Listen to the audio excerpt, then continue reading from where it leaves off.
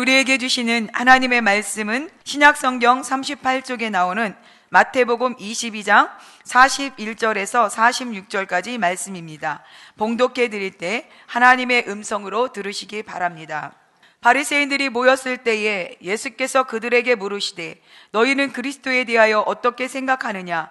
누구의 자손이냐? 대답하되 다윗의 자손이니이다. 이르시되 그러면 다윗이 성령에 감동되어 어찌 그리스도를 주라 칭하여 말하되 주께서 내 주께 이르시되 내가 내 원수를 내 발 아래 둘 때까지 내 우편에 앉아 있으라 하셨도다 하였느냐?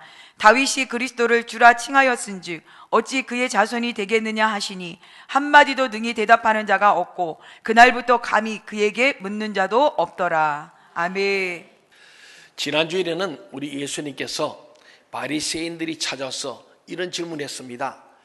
가장 큰 계명이 뭡니까? 우리가 10계명도 있고 우리가 전 613가지 계명인데 그중에 가장 중요한 큰 계명이 뭡니까? 물으실 주님께서는 우리 하나님에게는 큰 계명, 작은 계명이 없다. 종합해 보면은 가장 큰 계명, 중요한 것은 한마디로 말하면은 하나님을 사랑하는 것이다. 하나님 어떻게 사느냐? 하나님을 가까이 하고 예배하는 것이다. 찬양과 경배들은 예배하는 것. 하나님은 지금도 예배한 자를 찾으신 줄 믿습니다. 어떻게 예배하는 사람이냐? 영과 진리로, 성령과 진리 말씀으로 예배하는 자를 찾으신다. 그 예배를 하나님이 기뻐 받으시고 우리에게 하려면 은혜를 주신다. 그렇게 말씀합니다. 그 다음에 예수님께서 이제 질문하는 거예요. 오늘 제목입니다. 그리스도가 누구냐? 너희들 그리스도가 누구라고 생각하느냐? 어떤 사람을 생각하느냐? 누구의 자손이냐? 이렇게 질문하는 거예요. 우리 오늘 본문인 41절, 42절, 우리 마태복음 22장 41절과 42절을 다 함께 한번 읽어보겠습니다. 시작. 바리새인들이 모였을 때 예수께서 그들에게 물으시되 너희는 그리스도에 대하여 어떻게 생각하느냐? 누구의 자손이냐? 대답하되 다윗의 자손이니이다. 이 당시 사람들에게 그리스도, 예수에 대한 오해가 있었어요. 그게 심각한 문제였죠. 그래서 오늘 예수님께서 가장 심각한 문제인 이 질문을 던진 거예요. 너희들이 가장 큰 계명, 이건 물어왔는데 실제로 중요한 것은 그리스도가 누구인지를 알아야 한다. 이 말씀이죠. 원래 그리스도는 크리스토스라는 헬라어입니다. 그래서 우리 구원자라는 뜻이에요. 또 히브리어는 메시아라 그래요. 같은 말이에요. 그리스도와 메시아는 히브리어와 헬라일 뿐이지 같은 말입니다. 이것이 바로 예수님에 대한 직분이었어요. 오늘 박기한 목사 하잖아요. 그 박기한은 예수입니다. 그 다음에 그리스도는 목사라는 뜻이에요. 예수 그리스도 이런 뜻입니다. 예수는 우리의 주님이시고 구원자다 이런 뜻입니다. 하나님이 서시기 위해서 기름 부음을 받은 사람이 메시아였어요. 그러니까 왕이 되면 기름을 부었어요. 다윗이 될 때도 사무엘이 가서 기름 붓잖아요. 사울 왕을 살 때도 사무엘 선지자 가서 기름을 부어요. 그리고 왕도 기름을 붓고 또 어떤 사람이 하면 제사장, 하나님의 성전에서 제사를 주관하는 제사장에게도 기름을 부었어요.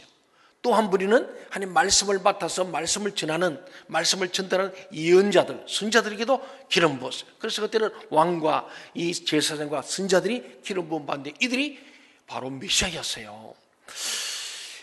그런데 이스라엘의 왕제도가 정착됩니다. 사사기 시대를 지나고 나서 드디어 왕을 달라고 하면서 왕정시대 올 때 첫 번째 사울왕이 생겨나고 두 번째 다윗왕이 생겼어요. 그러니까 이 사람들의 관심은 이제부터 누가 왕이 되느냐 한데 관심이 많았습니다. 이스라엘이 망하고 유다가 점점 쇠퇴해갑니다. 왜? 하나님을 사랑하지 않냐고, 이웃을 너무 사랑하지 않고 이 계명을 지키지 않고 우상을 숭배하고 음란을 했습니다. 지금 우리 사회가 자꾸 우상을 숭배하는 쪽으로 가고 음란한 일을 하려고 하는 이런 나라가 망하는 징조라는 거예요. 성경은 그걸 보여주는 거예요. 하나님이 택한 족속, 하나님 택한 나라일지라도 하나님의 선택한 민족 선민 이스라엘도 하나님을 사랑하고 이웃을 사랑하는 이 계명을 지키지 아니하고 이방신을 섬기고 우상을 숭배하고 물질을 숭배하고 쾌락을 숭배하고 세상의 지식을 숭배하는 우상 숭배와 그 우상 숭배는 어디어진데 음란과 직결되는 거예요. 그래서 항상 우상 숭배에는 음란한 영이 있어서 함께 갔습니다. 그것이 바알과 아세라 남신 여신들이 있어 이것을 말미암아 이스라엘 민족이 하나님을 떠나서 우상을 숭배하면서 자연히 우상 숭배 제사가 음란한 행위로 제사가 진행되었습니다. 그러니까 하나님이 가장 싫어하는 거 골라하니까 하나님께서 이스라엘이 북이스라엘 아수르에 주님 오시기 전 722년에 망해버립니다. 그 다음에 150년 지난 후에 586년 주님 오시기 전 586년경에 결국은 남유다도 바벨론에 망하고 호로 다 끌려가는 거예요. 이런 과정 속에서 하나님께서는 이들을 사람 마음으로 계속 선지자들을 보내서 너희들 그렇게 하면 안 된다. 우상숭배를 버리라. 음란을 버리라. 하나님의 거룩하게 다시 돌아오라. 이 호세아 같은 예언자들은 계속 그럽니다. 너를 찢었으나 다시 삼을 것이다. 에스겔은 포로 끌려가서 환상 중에도 너희가 정말 새 마음과 새 영으로 돌아오라. 그러면은 너희가 무너진 기업과 성전과 나를 새로 재건할 것을 말씀해 줍니다. 어쨌든 오늘 이스라엘 망하고 유다가 쇠퇴하면서 많은 하나님의 종들인 선지자들이 다윗의 후손 메시아에 대한 예언을 하기 시작했습니다. 이때 사람들은 다윗의 자손 메시아를 어떤 사람으로 이해했는가 하면은 히스기야 왕이나 요시야 왕 같은 아주 리더십이 탁월하고 하나님을 경외하고 모든 우상과 신상을 찍어버리고 불태워버리는 이런 사람이 바로 메시아로 올 것이다. 아주 카리스마적인 그런 지도자가 다윗의 후손으로서 이스라엘 나라를 다시 회복시킬 사람으로 생각했던 것입니다. 그런데 선지자들이 예언한 메시아는 인간이 아니었습니다. 그는 태초부터 계신 하나님의 아들이셨어요. 유대인들은 이것을 이해하지 못했습니다. 왜 이 세상 일에 굳이 하나님의 아들이 오셔야 되는가? 그냥 히스기야나 요시아와 같은 왕들, 혼또는 출력을 했던 이 걸출한 모세와 같은 지도자, 또 가난을 정복했던 이 여호수 같은 지도자 정도면은 우리의 문제에 충분히 이 민족의 문제를 해결해서 이스라엘을 독립시키고 로마로부터 자유함을 누리는 국권을 회복할 그런 지도자다라고 생각했습니다. 그렇기 때문에 왜 굳이 하나님의 아들이 와야 하는지 도무지 이해할 수가 없었어요. 그러니까 오늘 예수님이 메시아에 대한 것을 알지 못하는 이 바리새인들에게 그리스도가 누구냐, 메시아가 누구냐 이런 물으신 거예요. 하나님의 아들이 이 세상에 와야 되는 이유가 있는 거예요. 그것은 다른 게 아니고 모든 불행의 원인이 되는 이 죄 문제를 해결하기 위해서는 이 죄문을 해결할 자가 와야 돼요. 죄 있는 자 아니라 죄 없는 자, 완전한 거룩한 산제물 될 수 있는 죄 없는 제물. 우리 인간은 모든 사람이 죄를 범했기 때문에 아무도 이 인류의 죄를 사함을 줄 수 있는 제물이 없어요. 그래서 하나님께서 인간이 오셔서 우리 가운데 십자가의 죽으심으로 그 주님의 보혈로 말미암아 우리가 구원에 이르게 되는 줄로 믿습니다. 그리스도가 누구냐고 하니까 바리새인들은 오늘 보니까 그냥 다윗의 자손이라고 했어요. 아마 다윗 왕의 혈통에서 누가 위대한 다윗보다 더 능력 있는 그런 왕이 나오지 않겠냐 생각한 겁니다. 그때 예수님께서 다윗 자신이 그리스도를, 이들이 제일 존경하는 인물이 다윗이거든요. 그 다윗 왕, 다윗이 후손인데 그 다윗이 정말 자기들 정손자, 고손자 이들 중에 나온다 했느냐, 아니면 어떻게 말하는지 너희가 한번 살펴보자. 그래서 예수님께서 오늘 시편 110편 1절 말씀을 인용하시는 내용이 오늘 본문 44절에 잘 나옵니다. 그래서 오늘 우리 본문인 43절부터 46절까지를 다 함께 한번 읽어보겠습니다. 시작. 이르시되 그러면 다윗이 성령에 감동되어 어찌 그리스도를 주라 칭하여 말하되 주께서 내 주께 이르시되 내가 내 원수를 내 발 아래 둘 때까지 내 우편에 앉아 있으라 하셨도다 하였느냐. 다윗이 그리스도를 주라 칭하였은즉 어찌 그의 자손이 되겠느냐 하시니 한마디도 능히 대답하는 자가 없고 그날부터 감히 그에게 묻는 자도 자도 없더라. 아멘. 예. 뭐 여러분이 이해하시겠습니다만은 조금 살펴보면 이 시편 110편 이것은요 다윗의 메시아 시로 유명한 시입니다. 다윗이 메시아를 찬양하는 시예요.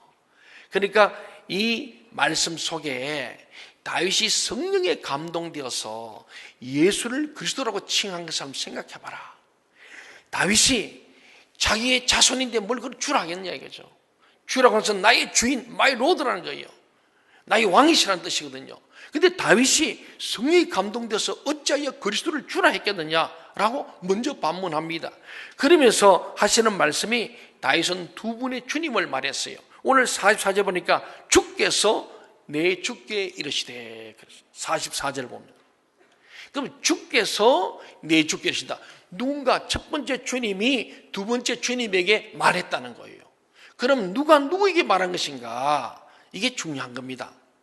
주께서, 그 주님, 그분께서 내가 신뢰하고 경외하는 그 주님께 말씀하셨는데 이렇게 말했다, 그런 얘기죠. 이것은 하나님이라, 앞에 주는 하나님이에요. 하나님께서 내 주 예수 그리스도에게, 내가 주로 모신 그분 예수 메시아에게 말씀했다, 그런 거예요. 동의하십니까? 이해하시겠어요? 이 바리새인들이 이걸 이해를 못한 거예요. 그러니까 다윗의 자손 중에 누가 날 줄로 생각하는 오해였습니다. 오늘 이 시대에도 왜 예수를 믿지 못하는가? 예수 그리스도에 대한 오해입니다. 이 예수 그리스도를 바로 알면은 질과 진료의 생내신 예수를 믿지 않을 수 없어요. 믿어야 사는 거예요. 네. 대통령이 되는 것보다, 도지사, 시장 되는 것보다 예수 믿는 게 훨씬 더가 아니에요. 애들만 잽이 안 되는 거예요. 우리가 예수를 알고 예수 믿으면 하나님의 자녀가 되는 거예요. 하나님의 아들과 딸이 되는 것은 영원한 겁니다. 죽음 이후에 영원한 세계가 있는데 대통령, 도시장은 4년, 5년이면 끝나버려. 그리고 또 표를 얻어야 되는 거예요. 참 쉽지 않습니다. 우리는 오늘 이 땅에 많은 거 있습니다만은 우리 하나님 믿는 사람들이 우리 정치기, 사회, 문화, 예술, 교육, 과학 모든 영역에서 좋은 지도자가 많이 나와야 됩니다. 그래서 이 땅에 하나님 나라가 이루어지고 하나님 뜻을 이루는 일에 쓰임받는 도가 되어야 됩니다. 기름 부음이 넘치는 사람이 되어야 합니다. 그런데 중요한 것은 오늘 다윗 왕이 말합니다. 내가 주로 모신 그분 예수님께 만유에 주신 하나님께서 말씀하셨다, 그래 말이에요. 그러므로 다윗은 그리스도, 메시아, 예수님을 가장 정확하게 이해한 사람이에요. 예수님 오시기 한 1000년 전의 사람인데 이때 벌써 예수님 누군지를 정확하게 말합니다. 주께서, 하나님께서 내 주께 예수님께, 그리스도에게 말씀하셨다는 거예요. 그는 자기 자손이 아니고 또 다른 하나님이셨던 겁니다. 여기에 놀라운 것은 하나님께서 이 주님인 예수님께 말씀하기를 내 원수를 하나님께서 내가 너희 원수, 예수 그리스도의 원수, 우리들의 원수를 내 발 아래 둘 때까지 내 우편에 앉아 있어라, 그렇게 말씀. 44절에 그랬죠. 요 한 구절 속에 기독론, 예수님에 대한 것이 다 나와 있는 거예요. 얼마나 놀라운 말씀이 모릅니다. 감히 어느 누가 하나님의 우편에 앉을 수 있겠습니까? 그는 히스기야 왕이나 요시야 왕 같은 인간이 될 수 없어요. 또 다른 하나님밖에 없습니다. 그런데 그분이 원수를 발 아래 둘 때가 있다는 거예요. 옛날 왕들은 전쟁을 치고 나서 이기면 원수들을 심판할 때 자기 발 아래 무릎을 꿇게 하고 그 머리를 발로 밟았다는 거예요. 그러면서 이는 내 종이다, 너는 죽었다, 우리에게 이제는 복속되었다, 그 뜻으로 자기 발 아래 무릎을 꿇고 그의 머리를 창세기 3장 15절에 소위 원복은 원시복음이라는 놀라운 복음인데 그게 뭐냐면은 타락한 인간들, 뱀과 여인 하와 간에 있어 이 뱀이 마귀의 상징으로 나오고 하와는 인간의 상징 아닙니까? 이 마귀에게 결국은 유혹받아서 결국은 선악과를 따먹게 되는, 하나님께 불순종하는 이 죄를 범하여서 이 에덴 쫓겨나는 신라곤의 역사, 불행의 역사가 있습니다.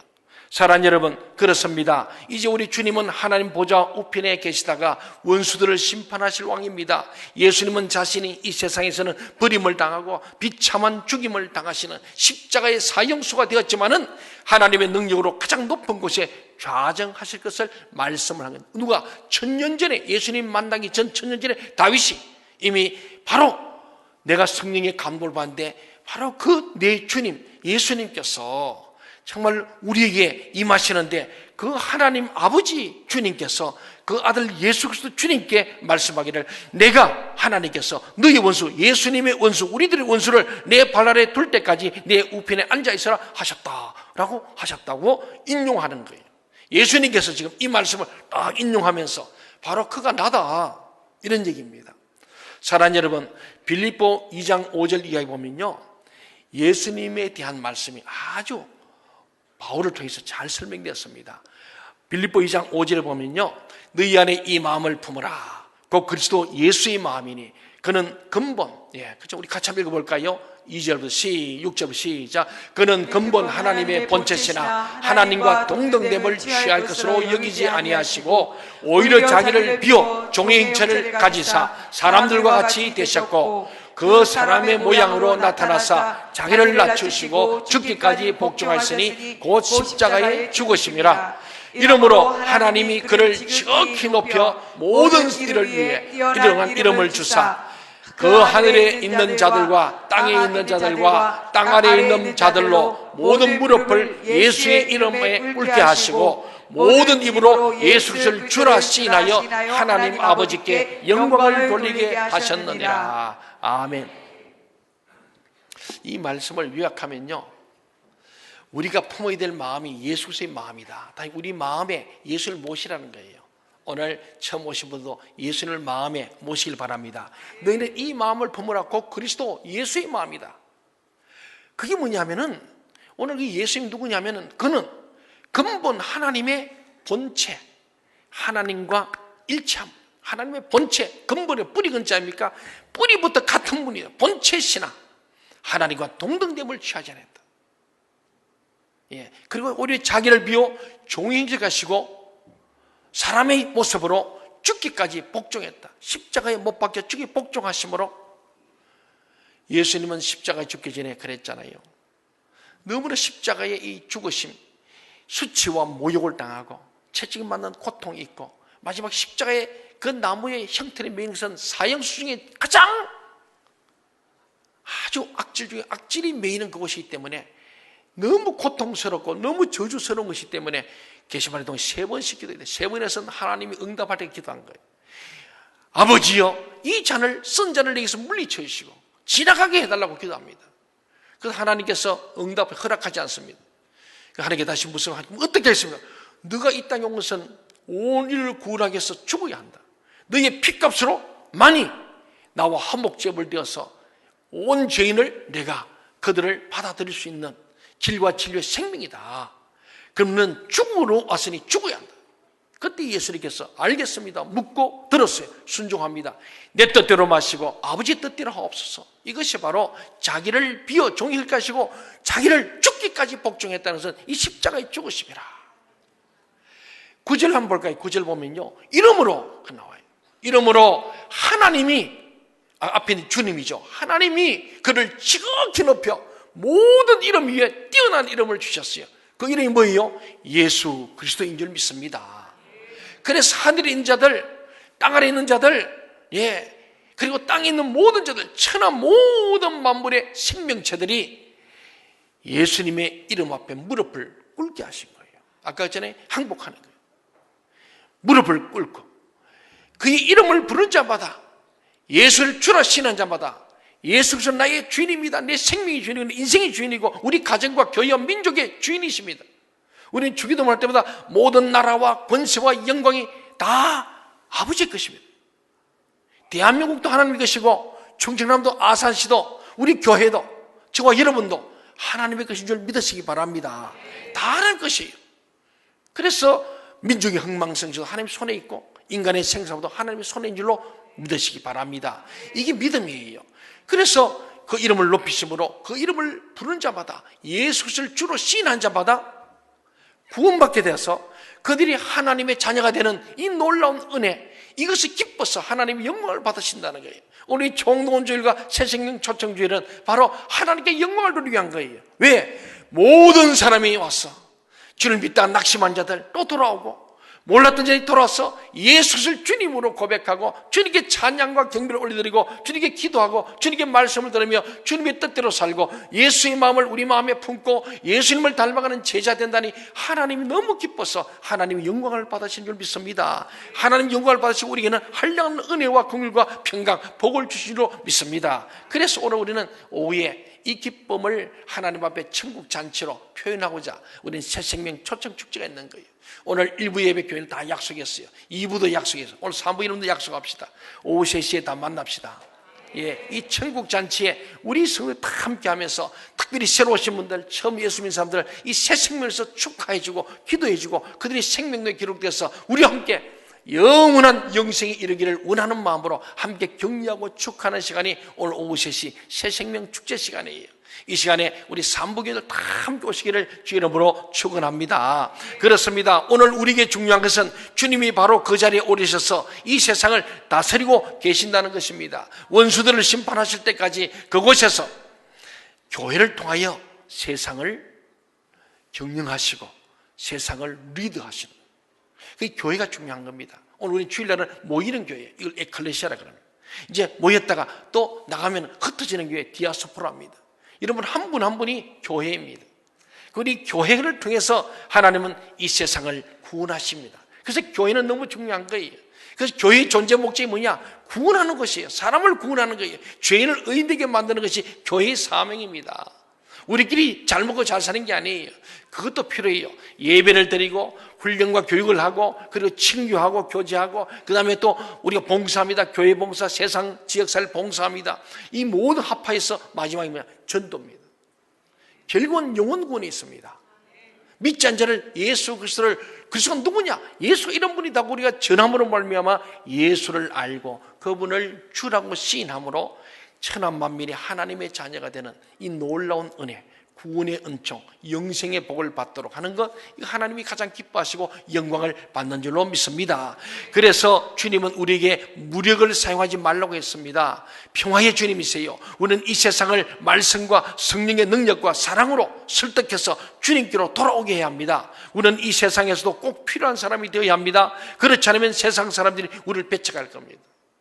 이번에도 선거 끝난 뒤에 많은 분들이 그러잖아요. 왜 야당을 민심이 떠났는가? 분석해 봐야 됩니다. 왜 여당을 거기다가 지지했는가?